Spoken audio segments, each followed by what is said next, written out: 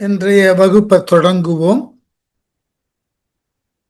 திருமந்திரத்தில் இரண்டாம் தந்திரம். இந்த இரண்டாம் தந்திரத்தில் திருமூலர் தான் எடுத்துக்கொண்ட தத்துவங்களுக்கு எல்லாம் தொடக்க நிலை என்ன, அதன் வரலாறு என்ன என்பதை சொல்லுவதற்காக இந்த இரண்டாம் தந்திரத்தை பயன்படுத்துகிறார். நாம் எதனை எண்ணிக்கொண்டு இருக்கிறோம்னா, எந்த ஒரு தத்துவமும் ஏதாயிலும் ஒரு குறிப்பிட்ட காலத்துல உருவாக்கப்பட்டு அது நம்மிடையே கொண்டு சேர்க்கப்படுவதாக நம்பிக்கொண்டு இருக்கிறோம். இதுதான் இயல்பாக எல்லா விதமான தத்துவார்த்தங்களுக்கும் தரக்கூடிய விளக்கம். ஆனால் உண்மை என்னவென்றால், இந்த தத்துவங்கள் என்பன உலகு தோன்றிய காலம் தொட்டு உடனாக இருந்து இயங்கிக் கொண்டிருக்கிறது. அந்த தத்துவங்களுக்கு உரியதாகிய விளக்கத்தை உரிய காலங்களிலே தோன்றக்கூடிய அறிஞர்கள், ஞானியர்கள் கண்டறிந்து சொல்லுகிறார்கள். அது ஆங்கிலத்தில் 2 சொற்களை நாம் கையாளுவோம். ஒன்று invention, another one is discovery. Invention என்பது இதுகாரும் இல்லாத ஒன்றினை நாம் கண்டறிந்து சொல்லுவதினை இன்வென்ஷன் என்று சொல்லுகிறோம். ஏற்கனவே உள்ள ஒன்று இது நாள் வரைக்கும் நமக்கு தெரியாதிருந்தது, அதனை இப்பொழுது ஒருவர் தேடி கொணர்ந்து தந்திருக்கிறார். அந்த செயலை டிஸ்கவரி. என்னை பொறுத்த மட்டில் தத்துவங்களை புரிந்து கொண்ட அளவிலே நான் என்ன எண்ணுகிறேன்னா, இந்த உலகில் ஏதொன்றும் புதியதாக கண்டறியப்பட்ட ஒன்று அல்ல. உலகம் தோன்றிய நாள் தொட்டு உடனாக இருக்கக்கூடிய பல செயல்களை தான் காலத்தின் தேவைக்கு ஏற்றாற்போல் அறிஞர்களும் ஞானியர்களும் அதற்கு உரியதாகிய அறிவினை பெற்று அந்த சூழலுக்கு தக்கவாறு ஏற்கனவே உள்ள ஒன்றை அவர்கள் தாங்கள் அறிந்து எடுத்து முன்வைக்கிறார்கள். ஆகவே என்னை பொறுத்த மட்டில் எல்லாமுமே இவ்வுலகில் டிஸ்கவரி என்ற ஒரு சொல்லின் கீழாக தான் பார்க்க முடியும். அப்படி இந்த உலக செயல்பாடுகளை காலம் தோறும் ஒவ்வொருவராக ஒவ்வொரு சூழலில் கண்டறிகிறார்கள்னா, இவர்கள் இவ்வாறு கண்டறியப்படக்கூடிய செயல்களை உலகம் 2 விதமா தான் சொல்லும். ஒன்று, மருட்கை என்கின்ற அற்புத சுவை தோன்றக்கூடிய அளவில் ஒரு நிகழ்ச்சியை விவரிக்கலாம். இல்லை என்றால் ஒரு நிகழ்ச்சியை உருவகப்படுத்தி விளக்கலாம். ஏன் இந்த 2 நிலைகளை அறிஞர்கள் தேர்ந்தெடுக்கிறார்கள் என்றால், அவர்களால் கண்டறியப்பட்டு சொல்லப்படக்கூடிய தத்துவங்களை அதனை அதன் நோக்கிலே உணர்ந்து கொள்ளக்கூடிய பக்குவம் யார் மாட்டு இருக்கிறதோ அவர்கள் மட்டுமே அதை கண்டறிந்தால் போதுமானது என்பதற்காக, ஒன்று தாங்கள் கண்டறிந்த உண்மைகளை மருட்கை சுவை தோன்ற சொல்லும் மரபு அவர்களிடம் இருக்கிறது. மருட்கைன்னா அற்புதம்னு அர்த்தம். ஒன்றை அற்புதப்படுத்தி சொல்லுதல். இந்த அற்புதப்படுத்தி சொல்லுதல் நோக்கம் என்ன? ஒன்றை முறையாக அறிய இயலாத பாமரர்களுக்கு இந்த அற்புத சுவை என்பது அவர்களை ஆட்படுத்துவதற்கு பயன்படும்.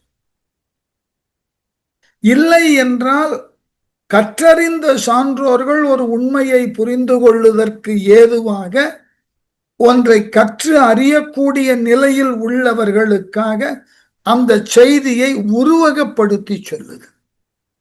அந்த உருவகப்படுத்தி சொல்லுகின்ற பொழுது இது இதுவாக உருவகிக்கப்பட்டிருக்கிறது, இதனது உள்ளீடு இது என்று அவர்களாக அறிந்து கொண்டு அந்த பொருளை அவர்கள் முழுவதுமாக தெரிந்து கொள்ளுவார்கள். ஆகவே ஒன்று அற்புதத்தின் வாயிலாக சிலவற்றை சொல்ல வேண்டும், சிலவற்றை உருவகப்படுத்த வேண்டும். இந்த 2 நிலைகளில்தான் உலகியல் உண்மைகள் சொல்லப்படுகின்றன. அப்படி இந்த அற்புதத்தின் அடிப்படையில் சொல்லப்பட்டவைகள் எல்லாம் புராணங்களாக மாறின. அதனால்தான் புராணங்கள்ல சொல்லப்பட்டு இருக்கக்கூடிய எல்லா செய்திகளையும் அந்த புராணங்களில் இருக்கக்கூடிய தீமைசார் மக்களை இறைவன் எவ்வாறு அழித்தான், அந்த தீயவர்கள் எத்தகு வரம் பெற்றிருந்தார்கள், எவ்வாறு எல்லாம் அவர்கள் உயர்ந்த நிலையிலே தவம் செய்து தங்கள் ஆற்றலை தங்களினுடைய அறிவை பெருக்கிக் கொண்டார்கள், அப்படிப்பட்டவர்களை இறைவன் எவ்வாறு எளியனாய் வந்து அவர்களை அழித்தான், இவைகளை எல்லாம் அற்புதம் தோன்ற புராணங்கள் கதைகளாக சொல்ல தலைப்பட்டன. ஆங்கிலத்துல ஒரு சொல்றோம் இல்லையா, ஃபேண்டசின்னு. இந்த ஃபேண்டசி என்பதற்கு இணையானதோர் சொல்லுதான் நம்முடைய புராணங்கள். புராணங்கள்ல சொல்லப்பட்டிருக்கக்கூடிய அந்த கதைகள் நமக்கு வியப்பினை தரும், அற்புதத்தை தரும், ஒரு ஆச்சரியத்தை தரும், பேரளவிலே மருட்கையை தோற்றுவிக்கும். ஆனால் அடிநாதமாக இருக்கக்கூடிய உண்மை வேறு. இப்பொழுது நாமே என்ன செய்கிறோம், நம்மிடம் இருக்கக்கூடிய இளம் குழந்தைகளுக்கு உணவு ஊட்டுகின்ற பொழுது அந்த உணவை அந்த குழந்தை முழுமையுமாக உண்ண வேண்டும். அதனை நாம் சாமபேத தான தண்ட என்கின்ற உபாயங்களுக்கு உட்படுத்துகிறோம். அது இறுதியிலே மறுக்கின்ற பொழுது என்ன சொல்லுகிறோம், தோ இங்கு ஒரு பூச்சாண்டி வருவான், பிடித்து கொடுப்பேன். யாரெல்லாம் ஒழுங்காக உண்ணவில்லையோ அவர்களை எல்லாம் பூச்சாண்டி பிடித்துக் கொள்வார். இந்த பூச்சாண்டி என்பது சொல்லக்கூடிய தாய்க்கும் யார் என்று தெரியாது, கேட்கக்கூடிய குழந்தைக்கு யார் என்று தெரியாது. தாய் சொல்லக்கூடிய அந்த உணர்ச்சி, தாயினது முகபாவம், இவைகளை கொண்டு அந்த குழந்தை மருட்கை சுவைக்கும் அச்சச்சுவைக்கும் உட்பட்டு அந்த உணவை உட்கொள்ளுகிறது. ஆகவே அங்கு உருவாக்கப்பட்ட பூச்சாண்டி உரியதொரு நல்ல செயலை நிகழ்த்தி முடித்ததற்கு உதவுகிறது, அவ்வளவுதான். அதுபோல புராணங்களிலே சொல்லப்பட்ட கதைகள் யாவும் கற்பவர்களுக்கு மருட்கையை தருவதாக இருந்தால், அந்த மருட்கையின் வாயிலாக அவர்கள் சில தவறுகளை செய்யாமல் இருப்பார்கள். நாளடைவில் அந்த மருட்கைக்கு பின் உள்ள உண்மையை அவர்கள் உணர்ந்து கொள்வார்கள். இது நம்மால தவிர்க்க முடியாத ஒரு கருத்தோட்டம். இது அப்படித்தான் சொல்லி கொண்டு இருக்கிறோம். பல புராணங்கள்ல பல இதிகாசங்கள்ல நிகழ்வுகளை ஏன் இவ்வாறு அற்புதமாக சொல்லுகிறோம்னா, இந்த அற்புதத்தின் வழியாக ஆட்படக்கூடிய பக்தர்களுக்கு அந்த அற்புதத்தை நிகழ்த்திய இறைவனை பற்றின ஒரு பெருமை மிக புரிதல் இருக்க வேண்டும். கொஞ்சம் ஆழமாக பார்த்தோம் என்றால் அந்த நிகழ்வுகளை உருவகப்படுத்தி அதன் உள்ளீடாக பெரியதோர் உண்மையை அறிஞர்கள் மறைத்து வைத்திருக்கிறார்கள் என்ற உண்மை காலம் செல்ல செல்ல நமக்கு மெல்ல புரிய தொடங்கும். ஆகவே இந்த ரெண்டுமே தேவைதான். அறியாமையில் இருக்கக்கூடியவர்களுக்கு அற்புதத்தை சொல்லி புரிய வைக்க வேண்டும்.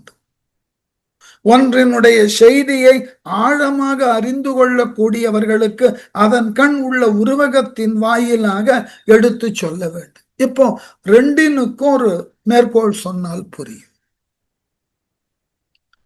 இப்ப நம்முடைய புராணங்கள்ல அரக்கர்கள் கடும் தவங்கள் பல செய்து அதனால் பெரியதோர் ஆற்றலை பெற்று இறுதியில இறைவனால் அழிக்கப்படுகிறார்கள். இப்பொழுது ஒரு கேள்வி, இது போன்றதாகிய கற்பனைக்கு உட்பட்ட மிக அற்புதத்தை தரத்தக்க கதைகளை ஏன் சொல்ல வேண்டும்? எல்லாம் ஒரு காலத்தில் இறைவனால் அழிக்கப்படக்கூடிய ஒன்று என்றால் எதற்காக இந்த அரக்கனை தவத்தினுக்கு உட்படுத்தி அவன் தன்னை வருத்தி பல தவங்கள் செய்ய அதனால் அவன் பெறக்கூடிய வரம் அவைகளை கொண்டு அவன் யார் ஒருவருக்கும் அடங்காத செயலில் ஈடுபடுகின்ற பொழுது அதனது எல்லையிலே இறைவன் வந்து அந்த அரக்கனை அழிக்கிறான். இப்ப என்ன விளக்கம் இதுல? ஒருவன் அறிவினாலும் முயற்சியினாலும் எத்தகைய உயர்ந்த சிந்தனையை பெற்று அறிஞனாக ஆற்றல் மிக்கவனாக இருக்கக்கூடியவன் என்றால் அவனது அறிவும் ஆற்றலும் அடுத்தவருக்கு அல்லல் தரவோ அடுத்தவரை துன்பப்படுத்தவோ பயன்படாது. அவன் வாழும் சமூகத்தில் அனைவருக்குமாய் அவனது அறிவும் ஆற்றலும் பயன்பட வேண்டும் என்பதுதான் எதிர்பார்ப்பு. அதிலிருந்து அவன் விலகுகின்ற பொழுது ஆண்டவன் அவன் முன்னே தோன்றி உனக்கு கொடுக்கப்பட்ட அறிவும் ஆற்றலும் இது குறித்துத்தான், இவைகளை நீ தவறாக பயன்படுத்தினாய், ஆகவே உன்னை நான் அழிப்பதற்கு வந்திருக்கிறேன் என்ற நிலையில அந்த நிகழ்வை ஒரு அற்புதமான காட்சியாக நம்ம கம்பராமாயணத்துல பார்க்கிறோம். போர்க்கள காட்சி. கணக்கில் அடங்காத சேனை வெள்ளத்தை ராமன் என்கின்ற ஒரு தனி மனிதன் ஒற்றை இல் கொண்டு எல்லோரையும் சாய்க்கிறான். படிச்சு பார்த்தோம். அது ஒரு அற்புதம். அப்போ நேர்மை என்கின்ற ஒன்று உள்ள ஒருவனால் நேர்மையற்றவன் எத்துணை பெரும் பலத்தோடு இருந்தாலும் நேர்மை என்பது அந்த நேர்மையற்றவனை அவனை சார்ந்தவர்களை அழிக்கும். இதுக்கு ஒற்றை வரியில விளக்கம் எழுதினார்கள் பிற்காலத்தில். பிறனில் விழைவான் கிளையொடும் கெடுவான். மாற்றான் மனையை எவன் ஒருவன் விரும்புகிறானோ அவன் தன் சுற்றத்தோடும் ஒட்ட அழிவான் என்பது அதன் விளக்கம். அப்ப பிறனில் விழைவோன் கிளையொடும் கெடுவான் என்ற ஒற்றை வரிக்காக எழுதப்பட்டதுதான் ராமாயணம். அவ்வாறு எழுதப்படுகின்ற பொழுதுதான் நீ என்னதான் ஆற்றலை கொண்டிருந்தாலும் என்னதான் அரிய வரபலத்தை பெற்றிருந்தாலும் அறம் தவறி நீ நடப்பாய் என்றால் உனக்கு அழிவு நிச்சயமாய் உண்டு. இது அற்புதத்தின் வாயிலாக நீதியை சொல்லணும். சரி, உருவகத்தின் வாயிலாக எப்படி சொல்லுவது? இப்ப இறைவனை நம்பக்கூடியவர்கள் அனைவரும் தங்கள் நெற்றியில திருநீறு இட்டுக் கொள்ளுகிறார்கள். இந்த திருநீறு இட்டுக் கொள்ளுதல் என்பது என்னன்னு பார்த்தா அதனை உருவகமாகத்தான் நாம் இட்டுக் கொண்டு இருக்கோம். அதாவது சைவர்கள் ஆகியவர்கள் திருநீர் இட்டுக் கொள்ளுகிறார்கள், வைணவர்கள் திருமண் காப்பு இட்டுக் கொள்ளுகிறார்கள். நோக்கம் என்ன? நீ என்னதான் இந்த உலகில் வாழ்வாங்கு வாழ்ந்தாலும் அரிய பல நல்ல செயல்களை புரிந்தாலும் உனக்கும் ஒரு நாள் மரணம் உண்டு, அதன் பின் நீ நீராய் போவாய். உனக்கும் மரணம் உண்டு, அதனால் நீ இவ்வுலகிலே புதைக்கப்பட்டு மண்ணோடு மண்ணாவாய். இந்த தத்துவத்தை சொல்லணும். அதனால அந்த தத்துவத்தின் அடிப்படையில் உணருகின்ற பொழுது ஒரு உண்மை புலப்படுகிறது. நாம் என்றோ பிறந்தோம் என்றாலும் என்றோ ஒரு நாள் இந்த உலக வாழ்க்கையை நீக்க வேண்டும். நாம் எத்தகைய அறிவை பெற்றிருந்தாலும் ஆற்றலை பெற்றிருந்தாலும் நாமும் ஒரு நாள் மடிவோம். எப்பொழுது ஜனனம் என்கின்ற ஒன்றை ஏற்றுக்கொண்டோமோ அப்பொழுது நமக்கு மரணம் என்கின்ற ஒன்று உண்டு. ஆகவே நீ நீராய் போவாய். அதற்காக இந்த வாழ்நாளை நிஜம் என்று நிலை என்று எண்ணாதே. நீ மண்ணாய் போவாய். ஆகவே உன்னுடைய வாழ்நாள் என்றும் பொலிவோடும் நிரந்தரமாய் இருக்கக்கூடிய அமைப்போடும் உருவாகும்னு நம்பார். அப்போ இந்த இட்டுக்கொள்ளக்கூடிய இந்த இரண்டினை உருவகப்படுத்தி அதன் மூலமாக ஒரு பேர் உண்மையை முன்வைக்கிறார். அப்ப தத்துவங்கள் என்ன சொல்லுகின்றன? நீங்கள் அறிந்து கொள்ளக்கூடிய உண்மைகளை ஒன்று அற்புதத்தின் வாயிலாக ரசித்து அதனுக்கு உட்பட வேண்டும். இல்லை என்றால் அதன் கண் உண்டான உருவகப் பொருளை அறிந்து கொண்டு அதன் வாயிலாக உண்மையை உணர்ந்து கொள்ள வேண்டும். இந்த இரண்டினுக்காக தான் நாம அறிவினை பெறுவதற்கு முயலுகிறோம். அந்த அடிப்படையில இந்த இரண்டாம் தந்திரம் என்பது உருவகத்தின் வாயிலாக பலவற்றை சொல்லுகிறார். இவைகள்ல பல கதை குறிப்புகள் உண்டு. இந்த கதை குறிப்புகளை எல்லாம் நீங்கள் உருவகப் பொருளாக ஏற்றுக்கொள்ள வேண்டும். இவைகளை எல்லாம் ஒரு உண்மை தன்மைக்கு உரியது என்று ஏற்றுக்கொண்டால் உங்களால் அதனை நம்ப முடியாது, உங்களால் அதனை ஏற்க முடியாது. ஆகவே இந்த செய்திகளை இரண்டாம் தந்திரத்தில் வருதற்கு உரியதாகிய புராண குறிப்புகளை உருவகமாக கொள்ளுங்கள். அது எத்தகைய உருவகம்னு நான் விளக்கிடுறேன். ஆகவே உருவகமாக கொண்டீர்கள் என்றால் உண்மை புரியும். மாறாக அதில் உள்ள கதையை கதையாகவே கருதினீர்கள், அதுதான் உண்மையானது என்று கருதினீர்கள் என்றால் மிக பெரிய அளவிலே உங்களுள் வினாக்கள் எழும். அவைகளுக்கு விடை காண தேடுதற்கு அலைய வேண்டி வரும். நமக்கும், அதாவது கடவுளை ஏற்றுக்கொண்டவர்களுக்கும் கடவுள் மறுப்பாளர்களுக்கும் என்ன வேறுபாடுன்னா, கடவுளை ஏற்றுக்கொண்டவர்கள் கடவுளை உருவகப்படுத்தினாலும் உவமைப்படுத்தினாலும் அற்புத உணர்வினுக்கு உட்படுத்தினாலும் உள்ளவர் அவர் என்று நம்புகிறோம். கடவுள் மறுப்பாளர்கள் இந்த புராண இதிகாசங்களில் சொல்லப்பட்டனையெல்லாம் ஒரு உருவகத்தினுக்காக சொல்லப்பட்டது என்று நம்பாமல் அதுவே முதன்மையானது என்று சொல்லி அவர்கள் புராணத்தில் உள்ள கதை பகுதிகளை கேலி செய்கிறார்களே ஒழிய அந்த புராணத்தின் கதையின் வாயிலாக உருவகப்படுத்தப்பட்ட உண்மையை புறந்தள்ளுகிறார்கள். ஏனென்றால் அது உருவகம் என்றே அவர்களுக்கு தெரிவது இல்லை. அதில் சொல்லப்பட்ட கதைகளை கொண்டு மிக உயரிய தத்துவத்தை விளக்குவதற்கு அந்த கதை பயன்படுகிறது உருவகமாய் அவர்களுக்கு புரிந்து கொள்ள தெரியவில்லை. மாறாக அந்த கதைகளிலே சொல்லப்பட்ட நிகழ்வுகள் உண்மை என்று நம்பி அதனை ஏளனமாகவும் பிழைபடவும் உணர்ந்து கொண்டு அதை முன்னெடுத்து பேசுகிறார்கள். அதனால நம்முடைய புராணங்கள்ல சொல்லப்பட்ட கதைகள் எல்லாம் ஏன் அற்புதத்தினுக்காக உருவாக்கப்பட்டதுன்னா, அற்புதம் ஒன்றுதான் மனிதனை முதலில் தன்னை மறக்க செய்யும். அற்புத உணர்வு தான் எந்த விதமான பக்க விளைவும் இல்லாத, எந்த விதமான பிற உணர்வுகளினால் ஏற்படக்கூடிய தாக்கம் இல்லாத மன நிறைவோடு வரக்கூடிய உணர்வு ஒன்று உண்டு என்றால் அது அற்புதம். அற்புத உணர்வினுக்கு எந்த விதமான பக்க விளைவுகள் கிடையாது. நீங்கள் எதனை கண்டு அற்புதப்படுகிறீர்களோ அந்த கணத்தில் அது உங்களுக்கு ஒரு பரவசத்தை தரும், அதோட சரி. அந்த உணர்வு உங்களுக்கு தேவைப்படுகின்ற பொழுதெல்லாம் அற்புதத்தினுள் நீங்கள் செல்லலாம். அதனால் எந்த விதமான பக்க விளைவுகள் கிடையாது. சோகத்தினால் பக்க விளைவு உண்டு, ஆனந்தத்தினால் பக்க விளைவு உண்டு, உவகையினால் பக்க விளைவு உண்டு.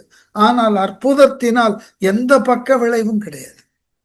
அது நம்மை நாமே புதுப்பித்து கொள்ளக்கூடிய ஒரு நல்லதொரு உணர்வு. அது ஒன்றை பார்த்து அற்புதப்படுகிறோம். கொஞ்சம் நினைத்து பாருங்கள். தான் பெற்ற மகவு முதலிலே அம்மா என்று சொல்லுகின்ற பொழுது தாய்க்கு ஏற்படக்கூடிய அற்புத உணர்வு, அந்த உணர்வினுக்கு இணையாக வேறு எதனை சொல்ல முடியும்? அதனால ஏதாகிலும் துன்பம் உண்டா? அந்த குழந்தை அவ்வாறு சொல்லியதை எத்துணை இடத்திலே சென்று சொல்லி மீண்டும் மீண்டும் அந்த குழந்தையை அந்த சொல்லை சொல் என்று ஊக்கப்படுத்தி அதன் மூலமாக தான் பெற்ற அந்த அற்புத உணர்விலே ஆழ்ந்து அதனை மற்றவர்களும் பெற வேண்டும் என்ற நிலைப்புக்கு வருகிறார். மற்றைய எந்த உணர்வும் தான் பெற்றதை பிறர் பெற்றாக வேண்டும் என்ற எண்ணத்தினை தாராது. கொஞ்சம் நினைச்சு பாருங்க. நான் பெற்ற அழுகையை மற்றவர் பெற வேண்டும் யார் எடுத்தும் சொல்ல முடியாது. எனக்கு வந்த அருவருப்பு அடுத்தவருக்கு வந்தாக வேண்டும்னு நான் செயல்பட முடியாது. அதைவிட மிகப்பெரிய செய்தி, நான் பெற்ற மகிழ்ச்சி பிறர் பெற வேண்டும் என்று எண்ணுவதே இல்லை. ஆனால் அற்புதம் மட்டும்தான் நாம பெற்ற அந்த உணர்வு அடுத்தவனும் பெற வேண்டும். அதனால புராணங்கள் அற்புத சுவைக்காகவே உருவாக்கப்பட்டன. அதன் அடிநாதமாக ஒரு உருவகம் இருக்கும். இப்போ உதாரணமா திருமந்திரமே பின்னர் பேச போகிறது. ஒரு காலத்துல சிவபெருமான் பொன் வெள்ளி இரும்பு என்கின்ற 3 கோட்டைகளை தனது புன்னகையால் எரித்து நீராக்கினான், சாம்பலாக்கினான். இது எப்படி சாத்தியப்படும்? இது கதை, புராணத்துல சொல்லப்பட்ட கதை. அதனால்தான் அவனுக்கு பேரு புரந்தராதின்னு பேர். திரிபுரங்களை எரித்தவன், அதுக்கு தகுதி அது. அந்த கதையை கொஞ்சம் முழுசா படித்து பாருங்கள், வேடிக்கையார். அந்த கதையினுடைய முழுமை என்ன தெரியுமா? இந்த 3 அரக்கர்களும் பறக்கக்கூடிய கோட்டைகளை வைத்துக் கொண்டு எங்கெல்லாம் மக்கள் குழுமி இருக்கிறார்களோ, துறவியர்கள் இருக்கிறார்களோ, அங்கெல்லாம் அந்த கோட்டையை கீழ் இறக்கி அந்த கோட்டையின் கீழாக சிக்கியவர்களை எல்லாம் கொல்லுவார்கள்.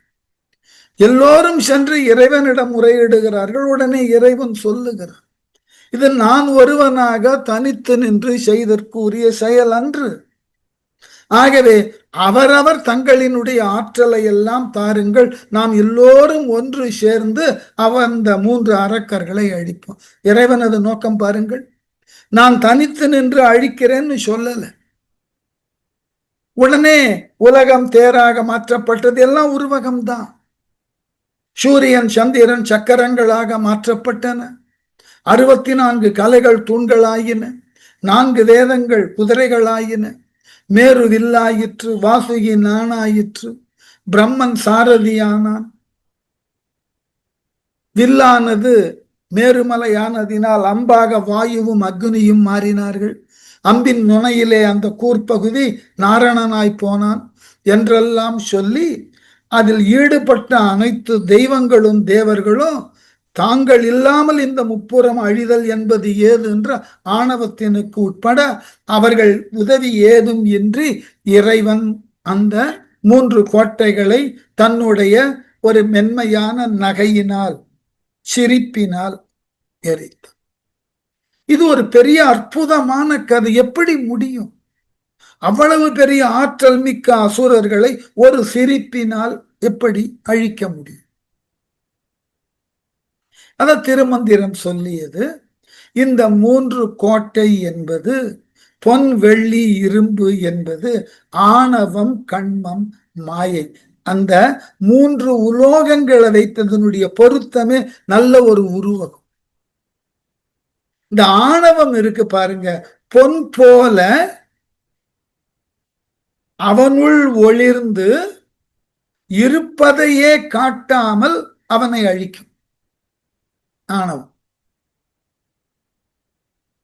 கண்மம் என்பது வெள்ளியை போல எல்லாவற்றையும் தனக்கு உரியது என்று உடைமைவாதம் பேசி பேசி அந்த வெள்ளி எவ்வாறு தானும் அழியாமல் தன்னை சார்ந்த பொருளையும் அழிக்காமல் வைத்துக் கொள்ளுமோ அது போல.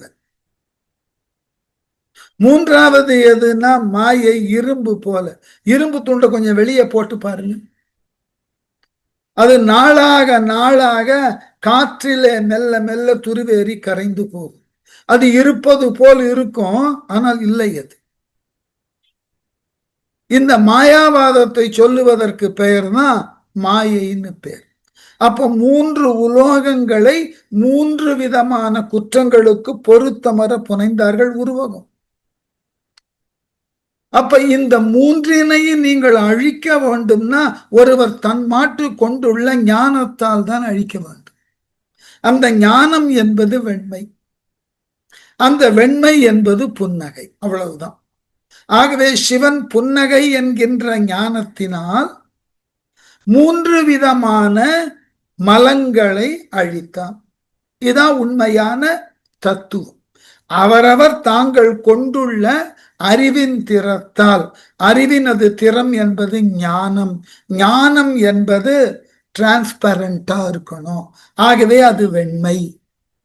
அப்படிப்பட்ட மேலான ஞானத்தை எவன் ஒருவன் பெறுகிறானோ அந்த ஞானத்தை கொண்டு அவன் மாட்டு உள்ளதாகிய ஆணவம், கண்மம், மாயை என்கின்ற மும்மலங்களை அழிக்க முடியும். இது உருவகப் பொருள். இந்த உருவகப் பொருளை விளக்குவதற்கு சொல்லப்பட்ட கதை 3 அரக்கர்கள். அவர்கள் மூவரும் 3 கோட்டைகளை பெற்றிருந்தார்கள். அந்த கோட்டைகளை புற ஆற்றலை கொண்டு அழிக்க முடியாது.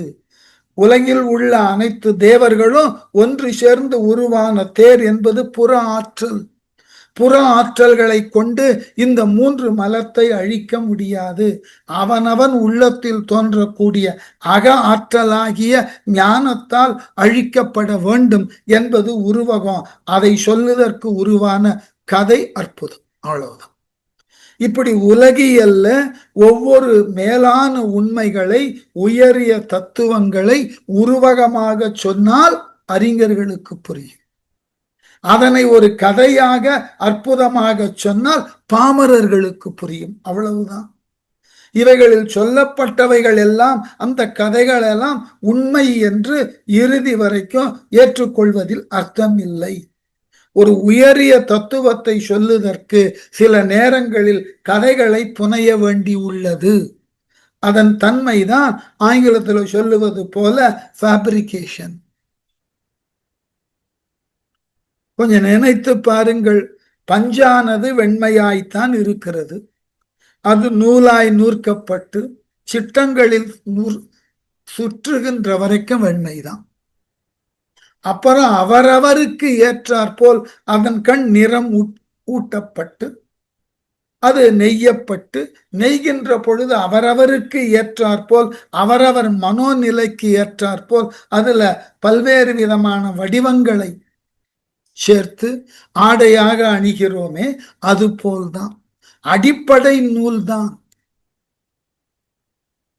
அவரவருக்கு அந்த நூலாடை என்பதனது தனித்துவத்தை புரிந்து கொள்ள அவரவருக்கு ஏற்றாற் போல வண்ணங்களை பூசுதலும் பல வடிவங்களை கொண்டு அந்த ஆடையை தயார் செய்தலும் ஏற்றுக்கொள்ள வேண்டும். வேற வழி கிடையாது. இதுதான் அடிப்படை. அந்த 2ஆம் தந்திரத்தை புரிந்து கொள்ள இந்த முன்னுரை மிக மிக இன்றியமையாததுன்றதுனால சொன்னேன். ஏன் என்றால், நாம் இனி படிக்கக்கூடிய சில துறவியர்கள், அவர்களது செயல்கள், இவைகளையெல்லாம் அற்புத தொனியோடு விளக்கி இருப்பார். ஆனால் அடிநாதமாக உருவகம் இருக்கும். அந்த உருவகத்தை கொண்டு உண்மை நிலையை தெரிந்து கொள்ள வேண்டும். அதுல முதல்ல அகத்தியரை பற்றின குறிப்பு. இந்த அகத்தியர் ஞாபகம் வச்சுக்கணும். அகத்தியர் ஆய்வின் அடிப்படையில ஒருவர் அல்லர். முதல் செய்தி. இரண்டாவது, இவர் குடமுனி என்று கருதப்பட்டவர். இந்த குடம் என்ற சொல்லுக்கு தமிழ்ல என்ன பொருள்னா தெற்கு பொருள். வடக்கு குடக்கு, குணக்கு மேற்கு. இதான் பழைய காலத்துல 4 திசைகளுக்கும் கொடுக்கப்பட்ட பெயர்கள். வடக்கு நேர் எதிர் திசை குடதிசை. ஆகவே வடதிசையிலிருந்து தென் திசை நோக்கி வந்தவர் இந்த முனிவர். ஆகவே இவர் குடமுனின்னு பேரு. பின்னாளில் இவரை குள்ளமுனி என்றும் கும்பமுனி என்றும் அறியாது சொல்லிவிட்டார்கள். இந்த குடமுனிக்கு மற்றொரு பெயர் என்னன்னா அகத்தியர்னு பேர். இந்த அகத்தியர் என்பவர் எதனால் இந்த பெயருக்கு உட்பட்டார்னா, ஒரு உண்மையை புரிந்து கொள்ள அகத்தினில் தேடுதலும் உண்டு, புறத்தினில் தேடுதலும் உண்டு. இப்ப இறைவனை நீங்கள் உணர வேண்டும்னா, இறைவன் கோவிலுக்கு சென்று அங்கு அலகிட்டு மெழுகிட்டு தீபம் ஏற்றி இறைவனுக்கு உண்டான மலர் மாலை புனைந்து அவனுக்கு அணிவித்து அழகு பார்த்து அதனோடு அவனை இசையாலும் ஏனைய பிற இன்னிசை கருவியாலும் பாடியும் வாசித்தும் மகிழ்வித்தீர்கள் என்றால் இதெல்லாம் புறச்செய்தி. இதன் மூலமாக நீங்கள் இறைவனை அறியலாம். மாறாக ஓர் இடத்தில் இருந்து கொண்டு நான் யார், எனக்கு ஏன் இத்தகு சூழல்? நான் எது குறித்து இந்த உலகில் வந்துள்ளேன்? என்னுடைய ஞானம் எத்தகையது? நான் எது குறித்து இப்படி என் சிந்தனையை வளர்க்க வேண்டும் என்று தன்னுள்ளே தானே பலவாகிய கேள்விகளை கேட்டு கேட்டு அதற்கு உண்டான உரிய விடையை கண்டுபிடிந்தால் அதுவும் ஞானம்தான். ஆகவே புறத்தே வழிபாடு செய்து தீ என்கின்ற ஞானம் கொண்டவர்கள் புறத்தீயர்கள் என்று பெயர். அவர்கள்தான் பின்னாளில் புலஸ்திய மரபில் வந்தவர்கள். புறத்தீயர் என்பது புலஸ்திய என்ற பெயராக மருவிவிட்டது.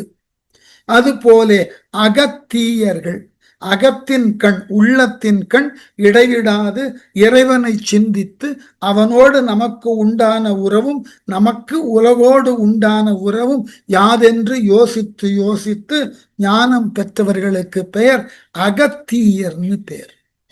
நம்ம ஆங்கிலத்தில் சொல்றோம் இல்லையா, ஸ்கூல் ஆஃப் தாட். புலஸ்தியர் என்பது ஒரு ஸ்கூல் ஆஃப் தாட், அகத்தியர் என்பவர் இன்னொரு ஸ்கூல் ஆஃப் தாட். இறைவனை இந்த ரெண்டு நிலைகள்ல தான் சிந்திக்க முடியும். ஆகவே இந்த அகத்தியர் இறைவனை தன் அகத்தின் வழி சிந்தித்து ஞானம் பெற்றார். இப்படிப்பட்ட அகத்தியர்கள் பலர் இருக்கிறார்கள். அதுல ஒரு அகத்தியரை பற்றி இங்கு குறிப்பு தரார். இந்த அகத்தியர் யாருன்னு கேட்டா, நமக்கு ஆதி முதல் புராண செய்தியாக என்ன சொல்லப்படுகிறதுன்னா, அதாவது இறைவனாகிய சிவன் இமயத்துல, அதாவது கைலாயத்தில் தாம் அந்த மலையரசன் மகளை மணந்து கொண்ட பொழுது எல்லோரும் அங்கு குழுமி விட, அந்த குழுமிய நிலையில அந்த வடபுலம் தாழ, அந்த தாழ்ந்த நிலையில தென்புலமானது மேல் உயர, அதை சமன்படுத்த இறைவன் அகத்தியரை அங்கு அனுப்பினான். இது புராண செய்தி. இந்த வடபுறம் தாழுதலும் தென்பகுதி உயருதலும், இந்த முனிவர் தென்பகுதியை சமப்படுத்துதலும் போன்ற செய்திகள் கதையாக பார்த்தீர்கள் என்றால் அற்புதம். ஒரு பெரிய மருட்கை, ஒரு பெரிய ஆச்சரியம். இப்படியும் நடக்குமா? மக்கள் எல்லாம் ஒரு இடத்தில் ஒன்றாக குழுமினால் அந்த இடம் அமிழ்ந்து அதற்கு நேர் எதிரான இடம் மேல் எழும்புமா? இதெல்லாம் ஒரு அற்புதமான சிந்தனை. நாமெல்லாம் அந்த விளையாட்டு மைதானத்துல போனாக்க ஒரு விளையாட்டு கருவி இருக்கு இல்லையா, சீசா பலகை. ஒரு பக்கம் ஆழ்ந்தா ஒரு பக்கம் உயரும், பார்த்திருக்கோம். அது போலவா இந்த உலகம் இருக்கிறது என்று கேட்டால், இது அற்புதம் கருதி சொல்லப்பட்ட கதை. உருவகம் என்ன, இதனது உள்ளீடான பொருள் என்ன? வடபுலத்துல இறைவனை சார்ந்தவர்கள் இறைவனோடு சேர்ந்து அந்த பேரானந்தம் என்கின்ற ஒன்றிலே திளைத்திருக்கிறார்கள். அதுதான் அந்த இறைவன் இறைவியோடு கூடும் அந்த திருமணம், அதன் கண் பெறுவதற்குண்டான ஆனந்தம், அதனால் தோன்றிய மகிழ்வு, அது தரக்கூடிய தெளிவு, அதை உணர்ந்த தேவர்கள் அந்த ஆனந்தத்தில், இறைவனை உணர்ந்த அந்த பேரானந்தத்தில் வடபுலத்திலே குழுமினார்கள். இது போன்றதாகிய அறிவோ, இது போன்றதாகிய ஆனந்தத்தை உணரும் உண்மையான திறன் இல்லா நிலையிலே தென்னகமானது தடுமாறிய பொழுது, வடபுலத்திற்கு இணையாக தென்னகத்தை ஆனந்தமயமாக்க, ஒரு நிமிஷம் புடலங்கா இருக்கு, அதை மட்டும் பொரியல் மட்டும் பண்ணுங்க. அதனை வடபுலத்திற்கு இணையாக தென்புலத்தையும் சமன் செய்ய, எதன் அடிப்படையில? ஆனந்த உணர்விலே அவர்களது அறியாமையை போக்கி அங்கு ஞானம் என்கின்ற தெளிவை தர, ஞான வடிவாய் இருக்கக்கூடிய அகத்து வழி உண்மையை உணர்ந்த தீயனாகிய ஞானம் கொண்டவனாகிய அகத்தியனை தென்புலம் நோக்கி நீ அங்கு சென்று ஞானாசிரியனாய் நின்று அங்குள்ள மக்களுக்கு பேரானந்தத்தை உன்னுடைய அறிவின் மூலமாக கொடுத்துதவி அவர்களையும் ஞான வழியிலே கொண்டு செலுத்து. அவ்வளவுதான் அடிப்படை. இந்த புராண குறிப்பை அற்புதமாக சொல்லி வடபுலம் தாழ தென்புலம் உயர அதை சமனாக்க குடதிசைக்கு ஓர் முனியை இறைவன் அனுப்ப அங்கு சென்றான், அது சமனாயிற்று. இது அற்புதம். எப்படி இத்துணை மக்களால் தாழ்ந்த ஒன்று ஒரு தனி மனிதனால் எவ்வாறு சமநிலைக்கு வருகிறது என்பது அற்புதம். இது நடக்குமா? எப்பொழுதுமே மனித மனது இந்த அற்புதத்தினை விரும்பியேதான் வாழுகிறது. எங்காயிலும் நமக்கு எதிர்பாராததோர் நன்மை நடந்துவிடக் கூடாதா என்ற எதிர்பார்ப்புல தான் அவரவர் வாழ்ந்து கொண்டிருக்கும். இந்த ஃபேண்டசியல் எக்ஸ்பெக்டேஷன் இல்லைன்னா மனித வாழ்க்கை ஒரு நரகம் என்பதை நினைவில் வைத்துக் கொள்ளுங்கள். நமக்கு ஏதாயிலும் எவ்வகையிலாயினும் ஒரு நல்லது நடந்துவிடும், நல்லது நடந்துவிடக் கூடாதா என்ற எதிர்பார்ப்போடும் நம்பிக்கையோடும் ஒவ்வொரு நாளையும் கழிக்கிறோம். இந்த நம்பிக்கை தான் நமக்கு ஊக்க சக்தி. இந்த நம்பிக்கை தான் நாம் வாழும் நாளை ஓரளவினுக்காவது அமைதியாய் வாழுவதற்கு உதவக்கூடிய காரணி. அப்ப இந்த அற்புதத்தை சொல்லியாச்சு. ஆனால் உருவகம் என்ன? வடபுலத்துல இறைவனை காணுதற்கு, இறைவனோடு இறைவி சேருதற்கு உரியதாகிய அந்த பேரானந்த சிந்தனையை பெறுதற்கு எல்லோரும் அங்கு இருக்கிறார்கள். இது போன்றதாகிய பேரானந்தத்தை தென்னகத்தில் உள்ளவர்கள் பெற வேண்டும், தெளிவான ஞானத்தை பெற வேண்டும். அதுல ஒரு அழகான குறிப்பு வரும் இந்த கதையில. என்ன?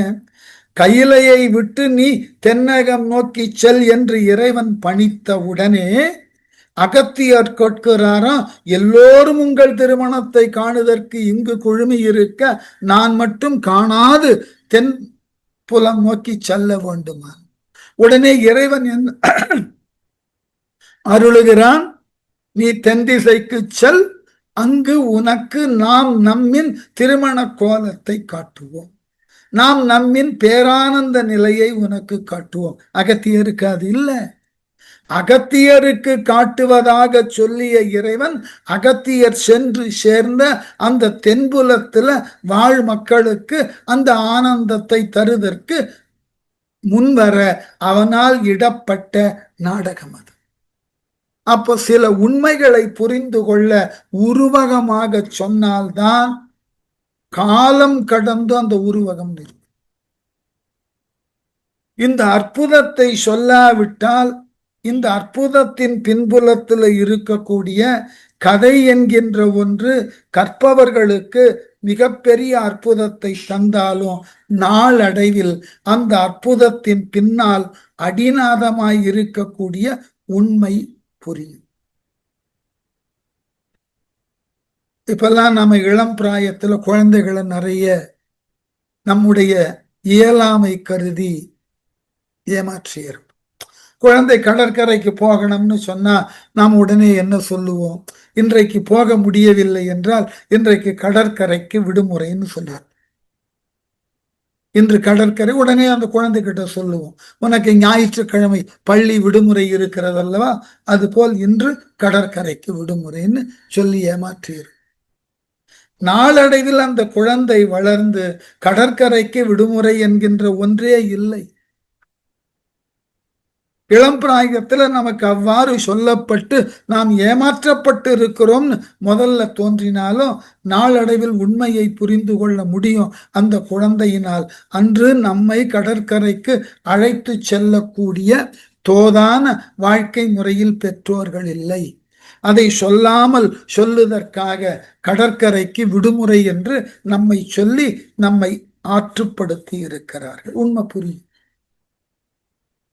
வாழ்க்கையில எல்லாவற்றையும் எல்லா காலத்திலும் இதுதான் உண்மை என்று அதை உள்ளவாறு தோலுரித்து காட்டிவிட்டால் எல்லோராலும் அதை ஏற்றுக்கொள்ள முடியாது. அற்புதமும் அதிர்ச்சியும் ஒரு நூல் இழையில் வேறுபடுகிறது. அற்புதம் என்பது உங்களை நம்பிக்கை என்கின்ற ஒன்றின் வழி வளர்க்கிறது. அதிர்ச்சி என்பது உங்களினது உள்ள நிலையையும் இல்லாததாக மாற்றுவதற்கு வழிகோலுகிறது. ஆகவேதான் இயற்கையில அற்புதத்தை கொண்டு இறை உணர்வை வகுத்தார்.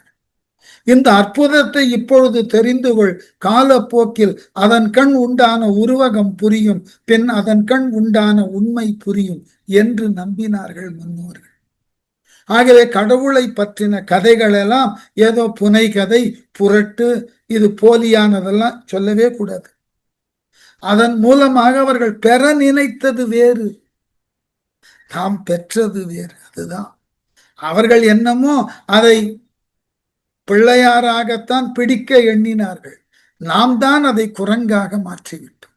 உண்மை அதுதான். அதுதான் இந்த புராணங்களை சொல்லுகின்ற பொழுதெல்லாம் ஒரு தெளிவோடு இருக்கணும். நாம் நம்மை புதுப்பித்துக் கொள்வதற்கு இந்த புராணங்கள் உதவுகின்றன. அந்த அடிப்படையில இந்த 2ஆம் தந்திரத்துல அணுகணும்.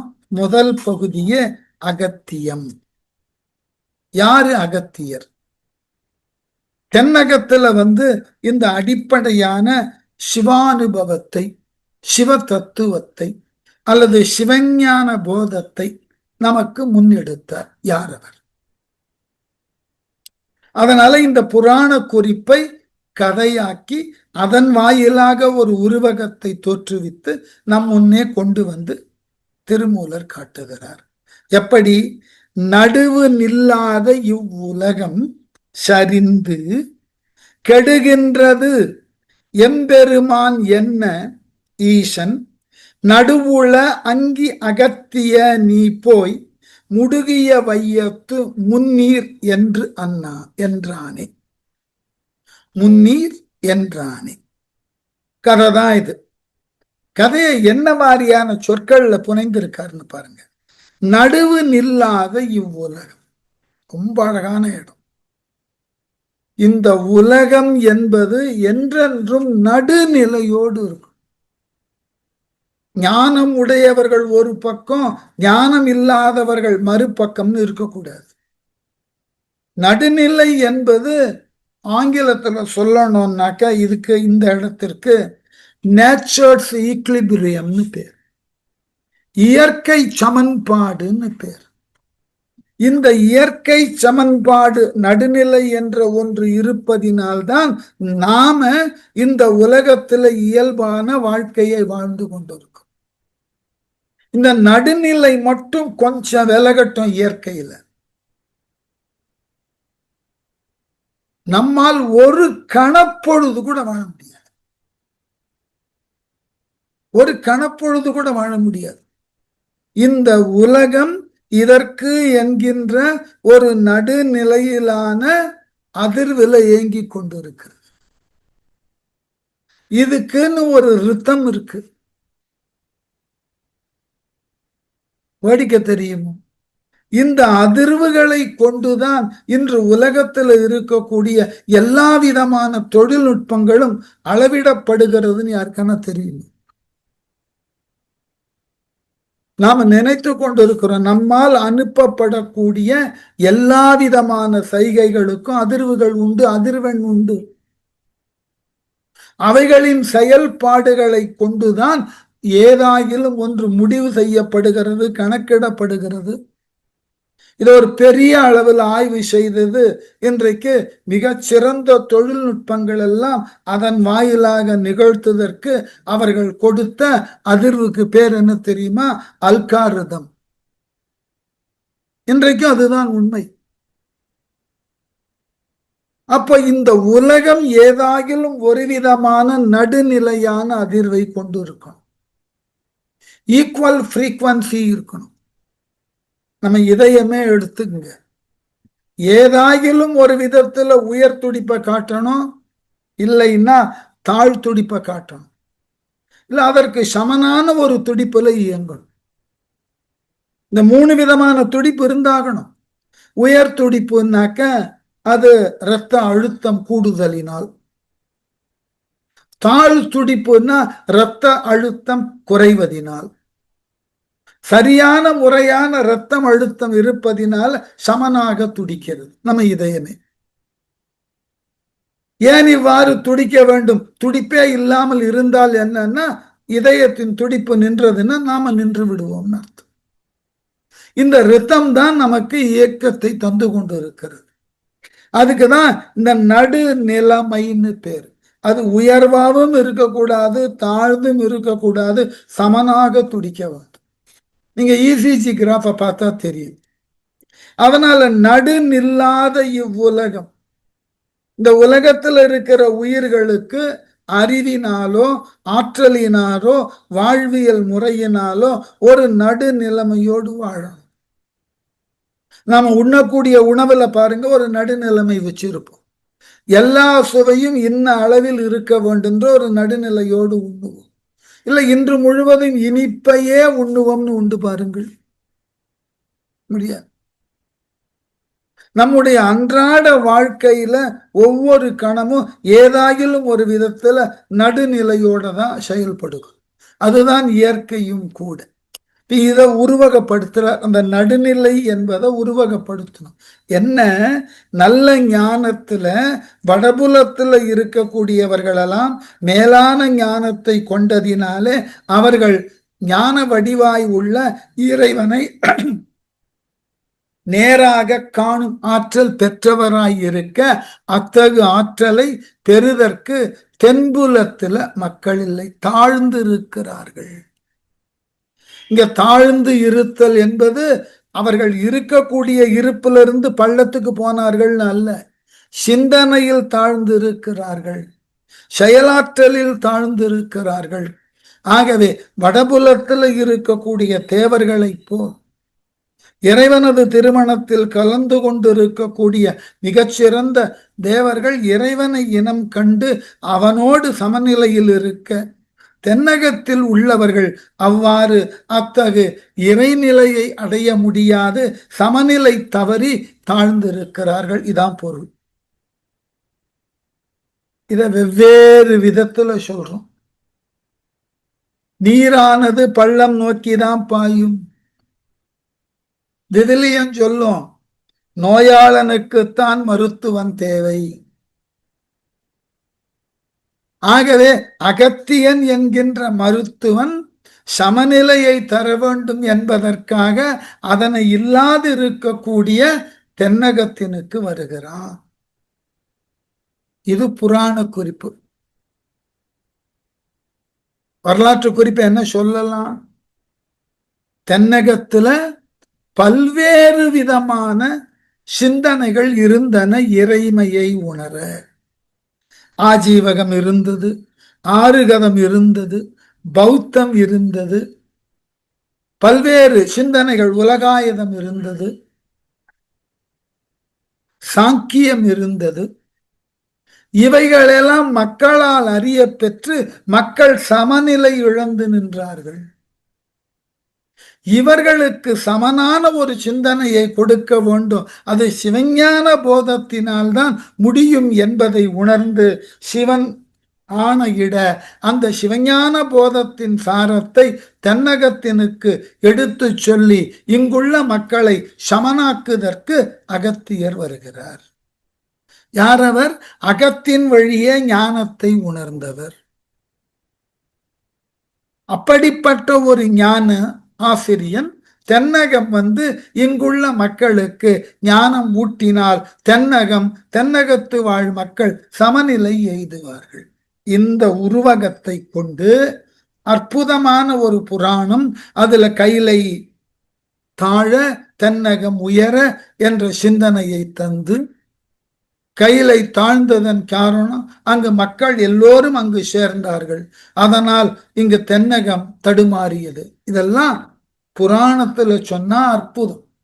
ஒரு பெரிய நாடு, பெரிய நிலப்பரப்பு ஒரு பக்கம் தாழ்ந்து ஒரு பக்கம் உயருதல் என்பது எவ்வளவு பெரிய ஆபத்து. அதை சமன் செய்தற்கு இதை இன்னும் கொஞ்சம் நிலவியல் தத்துவத்தோட பார்க்க போனா இன்னும் பல உண்மைகள் புரியும்.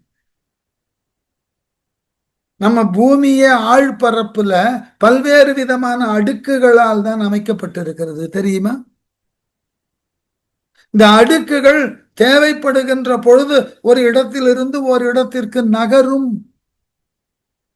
அது கொஞ்சம் வேகமாக விரைவாக நகர்ந்தான்னா அந்த பகுதிக்கு பேரு பூகம்பம்னு பேரு. இந்த அடுக்குகளின் அடிப்படையில தான் நாம முழுக்க முழுக்க வாழ்ந்து கொண்டு இருக்கிறோம். அதனால்தான் இமயமலைக்கு என்ன பெயர்னு தெரியுமா? இமயமலையை என்ன அடிப்படையான மலைன்னு சொல்லுகிறார்கள் தெரியுமா? ஃபோல்டட் மவுண்டைன்னு பேர். மடிப்பு மலைகள். நிலத்தினுடைய ஆழ்பகுதியில உண்டான பல அடுக்குகள் இடம்பெயருகின்ற பொழுது, அவை ஒன்று சேருகின்ற பொழுது பூமியின் மேல் பரப்புல மடிப்புகள் ஏற்படும். ரொம்ப சின்ன வயசுல இதை வேற விதமா நாம பார்த்திருக்கோம். வீட்டுல பால் காய்ச்சினோம்னா ஏடு படியும். அந்த ஏடை ஆறினத்துக்கு அப்புறம் ஒரு குச்சி கொண்டு ஒன்று சேருங்கள், அப்படியே மடிப்பு மடிப்பா வரும் மேல.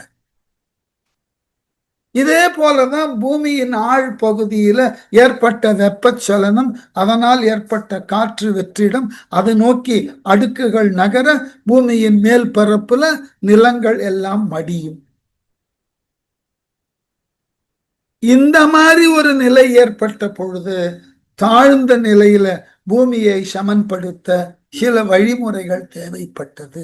இது அறிவியல் அடிப்படையில சொல்லக்கூடிய நோக்கம். அந்த உருவகத்தின் நோக்கம், வடபுலத்துல இருந்தவர்கள் மகிழ்ச்சியோடு இருந்தார்கள், தென்புலத்துல பல்வேறு சமயங்களினுடைய சிந்தனைகளினால் சிக்குண்டு செய்வதறியாது இருந்தவர்களுக்கு அவர்தம் சமயம் இதுவென எடுத்து சொல்லி அவர்களை ஒழுங்குபடுத்துவதற்கு ஒருவர் தேவை. அவர் அகத்தின் வழி ஞானத்தை உணர்ந்தவர், அகத்தியர் என்ற பெயருக்கு உரியவர். அவரை தென்னகத்துக்கு இறைவன் அனுப்பி என்ன செய்தானா? நடுநிலையை உருவாக்குன.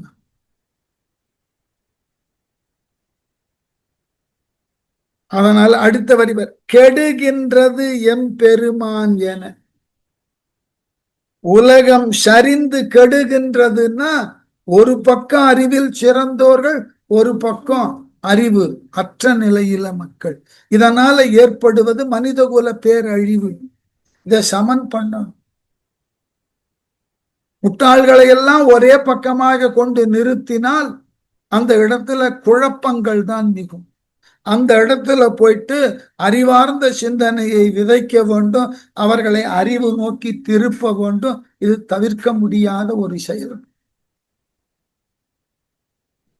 அதனால இதை செய்தற்கு ஒரு தகுதியான ஆசிரியன் வேண்டும். அவன் தன்னை உணர்ந்தவனா இருக்கணும். அதனாலதான் அகத்தியன் அனுப்பிச்சார். தன்னுள் இருந்து தன்னை உணர்ந்த ஞானி அவன். அவனை தென்பால் அனுப்பி அங்குள்ள மக்களுக்கு மேன்மையானவற்றை எடுத்து சொல். தன்னை உணராதவன் தகுந்த ஆசிரியனாய் இருக்கவே முடியாது. நமக்கே பார்த்திருக்கிறோம் பல நேரங்கள்ல இந்த வகுப்பு கொஞ்சம் மாணவர்கள் சரியா இல்லை, உடனே பள்ளி நிர்வாகம் மிகச்சிறந்த ஒரு ஆசிரியரை தேர்ந்தெடுத்து அவர்கிட்ட பொறுப்பு கொடுக்கும். இந்த வகுப்பு கொஞ்ச நாளா சரியில்லை, யாரும் முழுமையுமாக நன்கு படிப்பதில்லை, பொறுப்பு உங்களுடையது, உங்களுடைய அனுபவம், உங்களினுடைய திறமையில் எங்களுக்கு நம்பிக்கை இருக்கிறது, இன்று முதல் அந்த வகுப்பினுக்கு உங்களை ஆசிரியனாக நியமிக்கிறோம், நீங்கள் அவர்களை மேம்படுத்த வேண்டும். இது அன்றாடம் பள்ளியில நடக்கக்கூடிய செய்தி. ஸ்டாஃப் மீட்டிங்னு போட்டு ஒவ்வொரு வகுப்புல மக்கள் எப்படி இருக்கிறார்கள், அவர்களுக்கு ஏற்றாற் போல் உகந்த ஆசிரியனை கொண்டு செலுத்தி அவர்களை மேம்பட செய்ய வேண்டும். ரொம்ப சர்வசாதாரணமா பார்க்கக்கூடிய நிகழ்ச்சி. அதே போல தென்னகத்துல நல் ஞானம் பெற வேண்டும். அதன் அடிப்படை தேவைக்கு ஒரு தகுந்த ஆசான் வேணும். அவன் உள் ஒளியில் சிறந்தவனாய் இருக்க வேண்டும். அப்படிப்பட்டவன் அகத்தியன். ஆகவே கெடுகின்றது எம்பெருமான் என்ன, இறைவன் எல்லோரும் முறையிட்டார்களாம். தென்னகம் இவ்வாறு ஒன்றுமில்லாமல் மக்கள் எல்லாம் தாழ்ந்து இருக்கிறார்கள், என்ன செய்வதுன்னு. உடனே என்ன செய்தானாம் இறைவன்? ஈசன் நடுவுள அங்கி, அங்கினா நெருப்பு, நடுவுள அங்கினாக்க மனத்தின் நடுவே நெருப்பாக ஞானத்தை கொண்டவன். அகத்தீயன். நடுனா அகம், உள்ளம். உள்ளத்தின் கண் நெருப்பான ஞானத்தை தன்னுடைய சுய முயற்சியினால் அகத்து வழி உணர்ந்தவன். அகத்தியன் நீ போய், நீ சென்று. ரொம்ப அழகான இடம். புறத்து வழி இறைவனை உணருதல் புலத்தியன்னா, இந்த புலத்தியன் அங்கு சென்றிருந்தா அங்கு வேறுபட்ட சிந்தனையில் உள்ள மக்களினுடைய அன்றாட சடங்குல இவர் சொல்லுவது ஒரு சடங்காயிடும். ஆகவே நானும் சடங்கைத்தான் செய்கிறேன், நீங்களும் சடங்கைத்தான் சொல்லுகிறீர்கள், இதுல என்ன வேறுபாடு?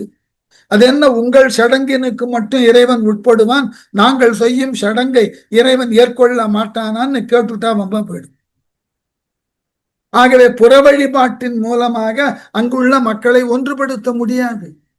உங்களுக்கு ஆச்சரியமா இருக்கும். இந்த சிந்தனையை சொல்லக்கூடாது, சொன்ன எல்லாருக்கும் இஸ்லாமிய மதம் அதை செய்தது. இஸ்லாமியருடைய வரலாறு எடுத்து படித்து பாருங்கள், தெரியும். நபிகள் நாயகம் தன்னை முன்னிலைப்படுத்தி கொண்ட காலத்துல அவர் வாழ்ந்த நிலப்பரப்புல பல இனக்குழுக்கள் பல்வேறு விதமான உருவங்களை கொண்டு அவைகளை இறை என்று கருதி வழிபாடு செய்தார்கள். அதனால நபிகள் நாயகம் முதல்ல என்ன செய்தார், இவ்வாறு வழிபாடு செய்யக்கூடிய அந்த இறை படிமங்களை எல்லாம் ஒன்று திரட்டி ஒரு இடத்துல வைத்துவிட்டு, இது அல்ல இறை வழிபாடு, அவனவன் தன்னை உணருதல். அந்த உணருதலுக்கு உறுதுணையாய் இருக்கக்கூடியது இறைவனது சொற்களே. அதை என் மூலமாக இறைவன் உங்களுக்கு சொல்லுகிறான். அவ்வாறு சொல்லிய இறைவன் தன்னேர் இல்லாதவன், தனக்கு ஒப்புமை இல்லாதவன், அவன் பெயர் அல்லான்னு அறிமுகப்படுத்துறார்.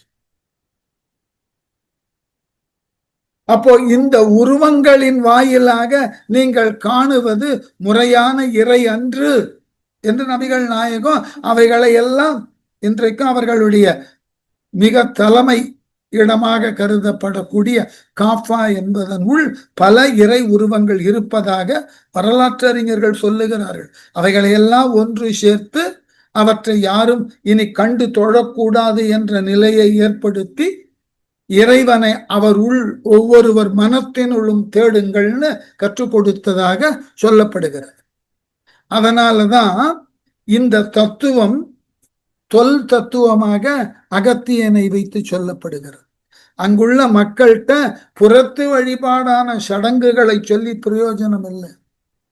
அகத்து வழிபாடாக அவனவன் தன்னுள் இறைவனை எவ்வாறு தேடுவது என்பதை கற்றுக் கொடு. தன்னுள் தேடி உணருதல் என்பது காலம் கடந்து நிற்கும். புறத்து தேடி உணருதல் என்பது சூழல் மாறின பொழுது அது மாறிடும். கொஞ்சம் நினைச்சு பாருங்க. நமக்கும் கடவுள் நம்பிக்கை எல்லாம் இல்லாமல் இல்லை, இருக்கு. அதெல்லாம் இல்லைன்னா சொல்ல மாட்டோம் இல்லையா? ஆனா நம்ம முன்னோர்கள் செய்த அத்துணை விதமான சடங்குகளை நாம் செய்கிறோம். யோசிச்சு பாருங்க. என் காலத்துல என் தாயார் இறந்து ஒரு 15 ஆண்டுகள் ஆச்சு. அவர்கள் வாழ்ந்த வரைக்கும் அவர்கள் செய்த சடங்கியல்ல என்னால ஒரு விழுக்காட்டை கூட செய்ய முடியல. அவர்கள் குளித்ததன் பின்தான் சமையலறைக்குள்ளேயே வருவார்கள். குளித்து இறைவனுக்குண்டான வழிபாட்டை முடித்து அதன் பிறகு ஆடையை மாற்றிக்கொண்டு இந்த ஈரவுடையோடு நின்று எல்லா இறை வழிபாட்டை முடித்து ஆடையை மாற்றிக்கொண்டு அடுப்பு பற்ற வைப்பார்கள். அந்த அடுப்பை பற்ற வைத்தல் என்பது ஒரு மங்களகரமான செய்தி. அதை ஏனோ தானோன்னு செய்ய மாட்டார்.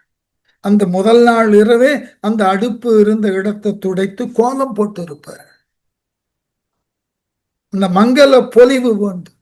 அந்த தீ என்பது நம்முடைய உணவை முறையாக பக்குவப்படுத்தக்கூடிய ஒன்று. அந்த தீக்கு தூய்மை தேவை, அந்த இடம் தூய்மையா இருக்கணும்.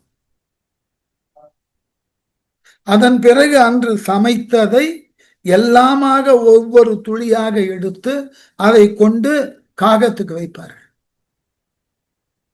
அவர்களுடைய நம்பிக்கை என்ன? காகம் என்பது முன்னோர்களின் பிரதிநிதி. அவைகள் உண்டால் நம்முடைய முன்னோர்கள் எல்லாம் உண்டதான நிறைவு. நம்முடைய முன்னோர்களுக்கு பெற்றோர் இருந்தால் பெற்றோர், அவர்களுக்கு முன்பிருந்த பாட்டன், இவர்களுக்கெல்லாம் இந்த காக்கையின் வாயிலாக தினமும் உணவளிக்கிறோம் என்ற நம்பிக்கை எல்லாம் ஏத்துக்க முடியுமா நம்மால? அப்படிப்பட்டதோர் வழக்கம். அதை இறைவனுக்கு படையல் இட்டு, இறைவனே உன்னருளால் இன்று இந்த உணவை நான் உண்ணுதற்கு வாய்ப்பளித்தாய் என்று நன்றி சொல்லி, அந்த நன்றி சொல்லுதலுக்கு பேரு நெய்வேதனம்னு பேர். அதன் பிறகு அந்த உணவுல சிறு துளி எடுத்து முன்னோர்களுக்கு கொடுத்து, அதன் பின் உண்ண அமர்ந்த பொழுது சிறு உணவை எடுத்து அந்த சிறு சிறு ஜீவராசிகளுக்கெல்லாம் அந்த உணவானது உதிர்க்கப்பட்டு உண்ணுதற்கு தர வேண்டும் என்ற கோட்பாட்டை கொண்டு அப்புறம் இவர்கள் உண்ணத் தொடங்கி. தேவையாக நம்மால இதெல்லாம் முடியாது. இன்றைய சூழ்நிலையில இப்படி சிந்திப்பதற்கே நமக்கு முடியாது.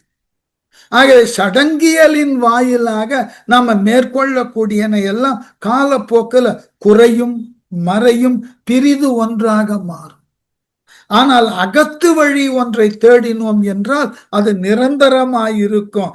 ஆகவே நடுவுல அங்கி அகத்திய நீ போய், இந்த மேலான ஞானத்தினை அகத்தின் வழி உணர்ந்தவனே அகத்தியனே நீ போய் முடுகிய வையத்து. இந்த இடத்துல வார்த்தையை பாருங்க, முடுகிய வையம்னா கெடுதற்கு விரைவாக சென்று கொண்டிருக்கக்கூடிய சூழலில் உள்ள பகுதி அது. எது சரி என்று தெரியாமல் கெடுதற்கு உண்டான நிலையில் உண்டான மக்கள், அவர்களை முன்னீர் என்று ஆனே, அவர்கள் மேல் சென்று அவர்களை சமனாக அறிதற்கு வாய்ப்பு கொடு. ஆகவே அகத்தியா, நீ அதனை சென்று உன் ஞானத்தால் அவர்களுக்கு உரிய அறிவினை எடுத்து சொல்லி அவர்கள் அழியாது இருக்கக்கூடிய பெரியதோர் நிலையை ஏற்படுத்து என்று இறைவன் அகத்தியனுக்கு அருளினான். இந்த புராணம் கதையாக கேட்டால் மருட்கை, அற்புதம் தத்துவமாக கேட்டால் உருவகம். உண்மை இதுதான். சரியா? அடுத்த வகுப்புல பார்ப்போம்.